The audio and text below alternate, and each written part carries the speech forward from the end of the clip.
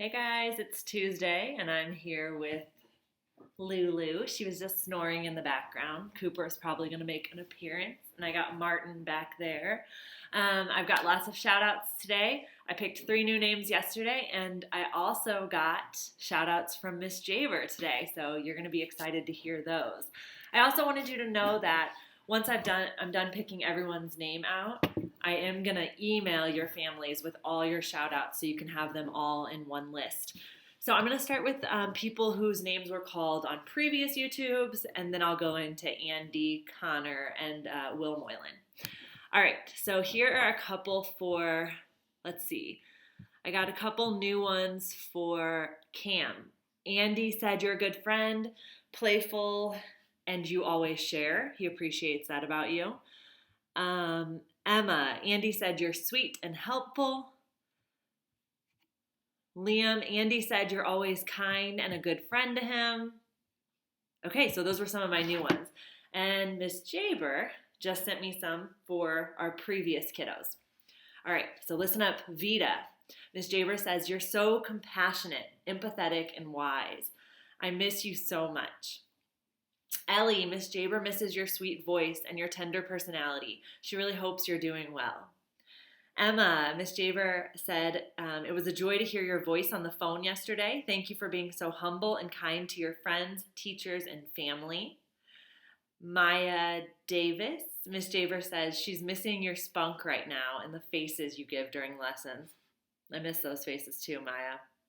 I wish I could master my Maya face. And she hopes that you're finding ways to enjoy this extra time. Liam, Miss Jaber's going to get back to me on your compliment because she says she remembers typing one up for you, and maybe I didn't get it. So I'm going to look for that one. And then Cam, Miss Jaber said, you have such a compassionate soul and you are such a great friend to everyone, but you also have a great sense of humor that takes me by surprise and causes me to laugh so hard. So true. All right, let's get into our three names I pulled yesterday. So this is your moment. Let's start with Andy. All right, we're going to start with you. And it was kind of interesting today. Andy, Connor, and Will M. I felt like we had like themes for each one of you. Like Andy, it's very consistent across the board. People think you're a great friend. Connor, people are impressed by your athleticism and your skills as a soccer player. And Will M., I mean, collectively, you make people laugh. And that was collectively the kind of theme that was coming in from the class. So anyways, Andy, here's your moment. Here's your shout outs, and we're sending good vibes your way. Andy, Connor says you're a good friend and you can make people laugh. Gigi says she misses you because you're a great problem solver. Maya O has a favorite memory. She loves that you are watching Lego Masters and doing Lego competitions. Your Lego creations are always so good. Lila thinks you're super smart.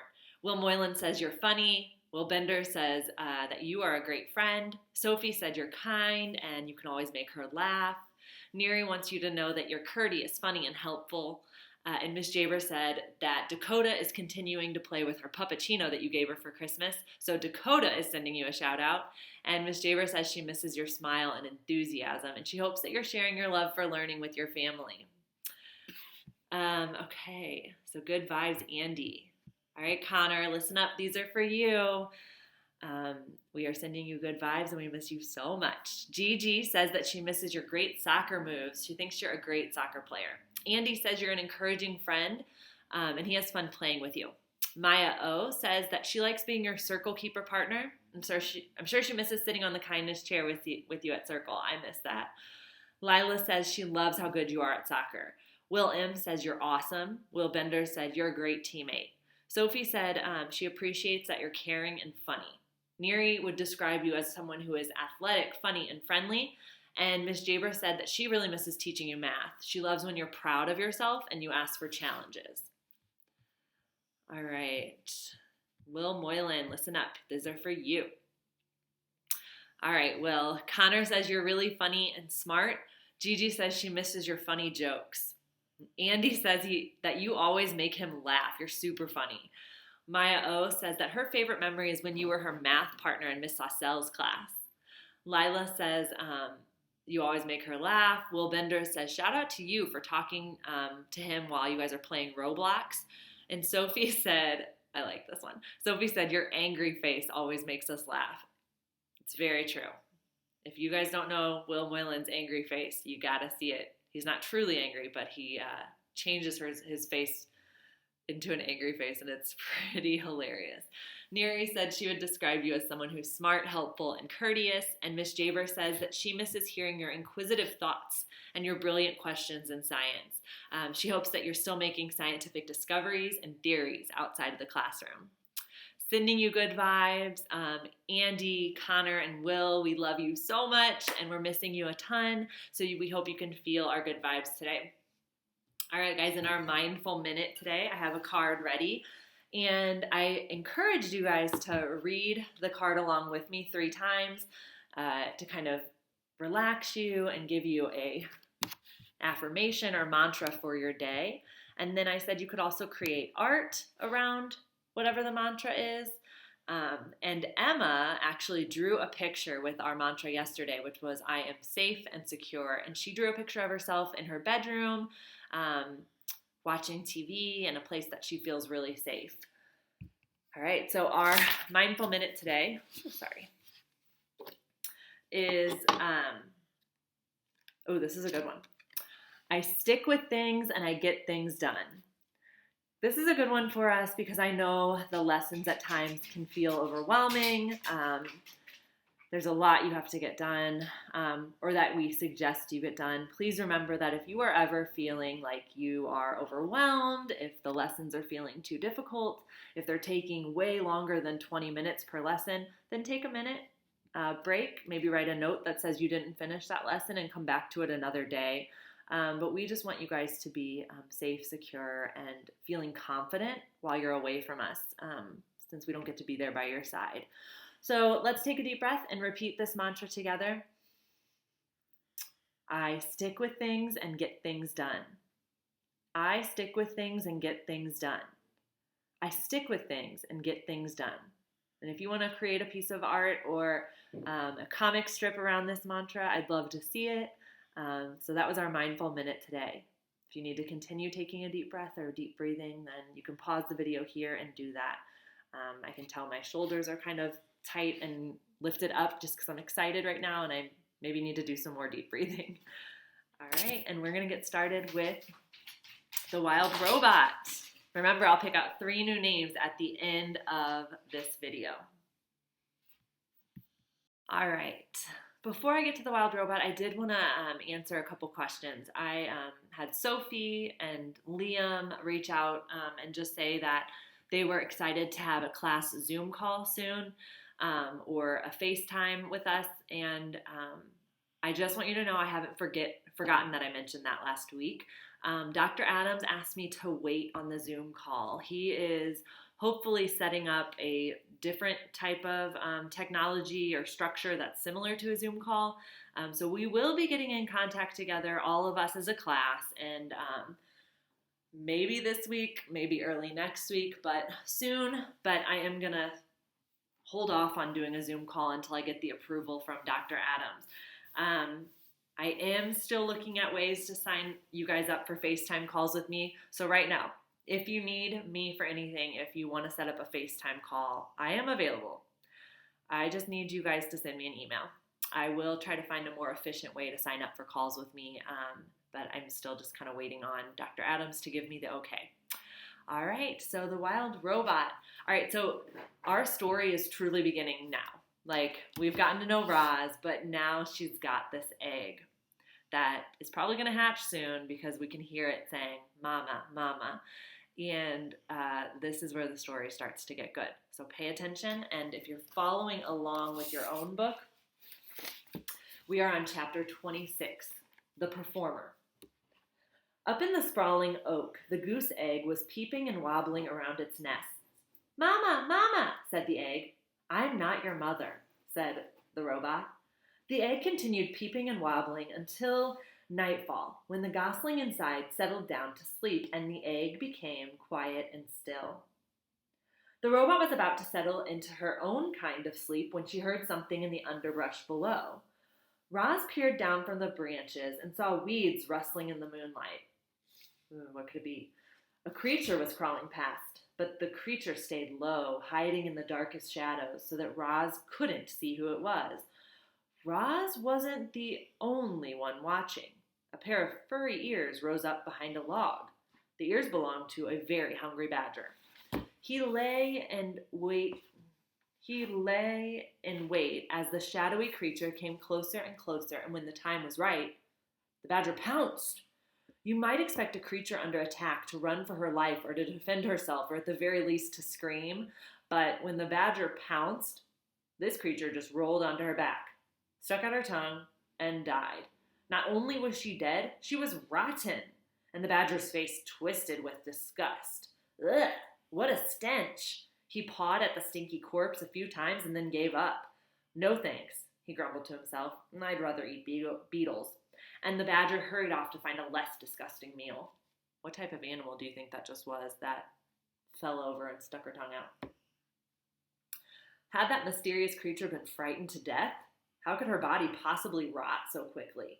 Roz was confused, and the robot became considerably more confused an hour later. When the dead creature's ears began to flicker, her nose began to twitch, and she rolled onto her feet and went on her way as if nothing had happened. This robot's voice called down from the tree. Are you alive or are you dead? The creature's voice hissed from the shadows. Who's there? Why have you been watching me? What you just did was unbelievable, said Roz. I could not look away. Unbelievable? Really? The creature's voice seemed so softening. I thought perhaps I overdid it when I stuck out my tongue. I was certain you were dead. Oh, what a lovely thing to say. Were you dead? Well, of course not. Nobody can actually come back from the dead. It was just an act. I do not understand. It's simple. I knew that if I played dead and really laid it on thick, the old badger would be so disgusted that he'd run off, and that is exactly what happened. If you guessed an opossum, that's what it was. We opossums are natural performers, you know. So you're an opossum. Roz's computer brain quickly retrieved any information it had on possums. You are a marsupial and are nocturnal and are known for mimicking the appearance and smell of dead animals when threatened. I didn't know possums smelled bad when they died, or when they played dead. It's true, death scenes are my specialty, said the opossum, but I have a wide dramatic range, believe me. I believe you.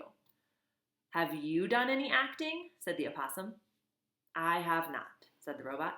Well, you should. You might enjoy it. You can start by imagining the character you'd like to be. How do they move and speak? What are their hopes and fears? How do others react to them? Only when you truly understand a character can you become that character. The two odd creatures sat there, one in a tree and the other in the weeds, and talked about acting. The opossum went on and on about her various acting methods and her triumphant performances, and our robot absorbed every word. But why do you pretend to do something you are not, or pretend to be something you are not, said the robot. Because it's fun, said the opossum, and because it helps me survive, as you just saw. You never know, it might help you survive too. Soon, the robot's computer brain was humming with activity. Performing could be a survival strategy. If the opossum could pretend to be dead, the robot could pretend to be alive. She could act less robotic and more natural. And if she could pretend to be friendly, she might make some friends, and they might help her live longer and better. Yes, this was an excellent plan. Roz wasted no time and spoke her next words in the friendliest voice she could master. Madame Marsupial, it would be a great honor and absolute privilege if you would kindly inform me of your name. Roz's friendly demeanor needed some work, but it was a start. Yes, of course, said the opossum. My name is Pinktail, and you are? Leaves gently shook as Roz climbed down from the tree. "It's very lovely pleasure to make your acquaintance, my dear Pinktail." A moment later, the robot stepped into the moonlight. "My name is Roz." "Oh my," the opossum gasped. "You're the monster." "I'm not a monster. I'm a robot and I am harmless." "Harmless, really? Well, you do seem rather gentle." "And I heard someone say that you don't eat any food at all, which makes no sense, but hopefully it means you won't eat me." "I will not eat you," said the robot. "Oh, I'm so glad to hear that," said the opossum. And a moment later, she too stepped into the moonlight. "It's nice to meet you, Roz." A weak smile appeared on Pinktail's pointy little face. Roz thought things were going really well, but she didn't know what to say next. Neither did Pinktail. So the two friendly creatures just stood there together and listened to the crickets for a while. "Well, I should be on my way," said Pinktail at last. "Have a nice evening, Roz." "Have the nicest evening, Pinktail. I shall look forward to the pleasure of encountering you again in the future. Soon, I hope. Farewell." With that awkward goodbye, Pinktail slipped back into the weeds and Roz climbed back into the tree. So Roz is acting like the way has learned to be a friend, and I think she is being a little extra. She's laying it on a little too much, and that's why Pinktail thought it was a little awkward. Chapter 27, The Gosling. Something was happening inside the goose egg.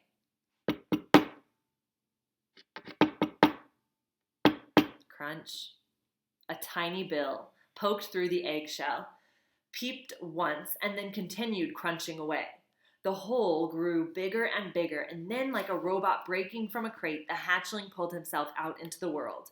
He lay quietly in his nest with his eyes closed, surrounded by chips of broken shell, and when his eyes slowly winked open, the very first thing he saw was the robot looking back. "Mama! Mama!" peeped the gosling. "I'm not your mother," said the robot. "Mama! Mama!" "I'm not your mother." "Food! Food!" The gosling was hungry. Of course he was. So, using her friendliest voice, Roz said, "What would you like to eat, little darling?" "Food!" was the only response. The hatchling was far too young to be helpful. Roz needed to find a grown goose. So she scooped up the nest with the gosling inside, placed it on her flat shoulder, and marched through the forest searching for geese.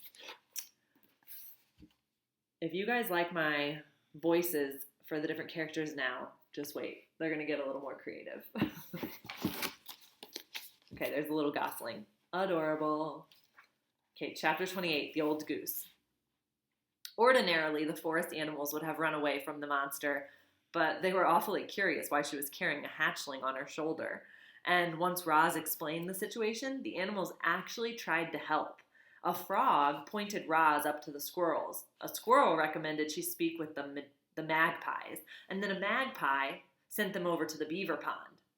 The ground grew soggier, the grass grew taller, and soon the robot and the gosling were looking across a wide, murky pond.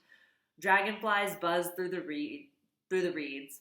Turtles sunned themselves on a log. Schools of small fish gathered in the shadows, and there, floating in the center of the pond, was an old gray goose. "A very good morning to you," the robot's friendly voice boomed over the water. "I have an adorable little gosling with me." The goose just stared. "I'm in great need of your assistance," said Roz. "Actually, the gosling is in need of your assistance." The goose didn't move. "Food!" peeped the gosling. "Food! Food!" That tiny voice was more than the old goose could bear. She began gliding across the pond and squawking to the robot. "What are you doing with that hungry hatchling? Where are his parents?" "There was a terrible accident," said Roz. "It was my fault. This gosling is the only survivor." "If there was a terrible accident, why does your voice sound so cheerful?" The goose flapped her wings. "Are you sure you didn't eat his parents?" "I'm sure I did not eat his parents," said Roz, returning to her normal voice. "I do not eat anything, including parents." The goose squinted at the robot. Then she said, "Do you know who his parents were?" "I do not know." "Well, they must have belonged to one of the other flocks on the island, because nobody in my flock is missing. Will you take the gosling?" "I most certainly will not," squawked the goose. "I can't take in every orphan I see. You say this is your fault?" Seems to me that it's up to you to make things right. Mama, Mama, peeped the gosling. I have tried to tell him that I am not his mother, said the robot, but he does not understand. Well, you have to act like his mother if you want him to survive. There was that word again. Act. Very slowly, the robot was learning to act friendly. Maybe she could learn to act motherly as well. You do want him to survive, don't you? Said the goose. Yes, I do want him to survive, said the robot, but I do not know how to act like a mother. Oh, it's nothing. You just have to provide the gosling with food and water and shelter, make him feel loved, but don't pamper him too much, keep him away from danger, make sure he learns to walk and talk and swim and fly and get along with others, and just look after himself. That's really all there is to motherhood. The robot just stared. Mama, food, said the gosling. Now would probably be a good time to feed your son, said the goose. Yes, of course, said the robot. What should I feed him? Give him some mashed up grass, and if a few insects get in there, all the better. Rose tore several blades of grass from the ground. She mashed them into a ball and then dropped the ball into the nest. The gosling shook his tail feathers and chewed his very first bites of food. By the way, my name is Loudwing, said the goose. Everyone already knows my name. Let me backtrack a little bit here. By the way, my name is Loudwing, said the goose. Everyone already knows your name, Roz, but what's the gosling's name? I don't know. The robot looked at her adopted son. What is your name, Gosling? He can't name himself, squawked Loudwing. And then, with a loud burst of wing beats, the goose fluttered up from the pond and landed right on Roz's head. Water streamed down the robot's dusty body as Loudwing leaned over the nest. Oh dear, he certainly is a tiny thing, said Loudwing. He must be a runt. I'll warn you, Roz, runts usually don't last very long, and with you for a mother, it'll take a miracle for him to survive. I'm sorry, but that's the truth. However, he still deserves a name. Let's see here. His bill is unusually bright. It's actually quite lovely. If I were his mother, I'd call him Bright Bill. But you're his mother, so it's up to you. His name will be Bright Bill, said Roz as the goose fluttered back to the water, and we will live by this pond where he can be around other geese. I will find us a sturdy tree nearby. You will do no such thing, the goose flapped her wings. A tree is no place for a gosling. Bright Bill needs to live on the ground like a normal goose. Loudwing sized up the robot. I suppose you two will need a rather large home. You'd better speak to Mr. Beaver. He can build anything. He's a little gruff at times, but if you're extra friendly, I'm sure he'll help you out.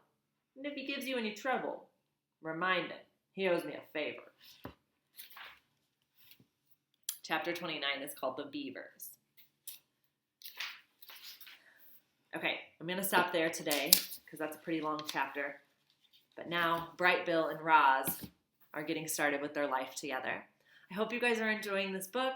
I will talk to you tomorrow. Oh, I almost forgot. I need to pull 3 new names. That would be awful if I hadn't done that. Okay. All right, here's one. Lila. Okay, Lila. We need shout-outs for Lila. Okay. Gretchen. We need some shout-outs for Gretch. We miss you, Gretchy Gretch. I haven't talked to you in a while. And the next one is for, it's a good one too, Will Benders. All right, guys, those are our new shout-outs, Lila, Gretchen, and Will Benders. I cannot wait to report back tomorrow with my shout-outs. Talk to you soon.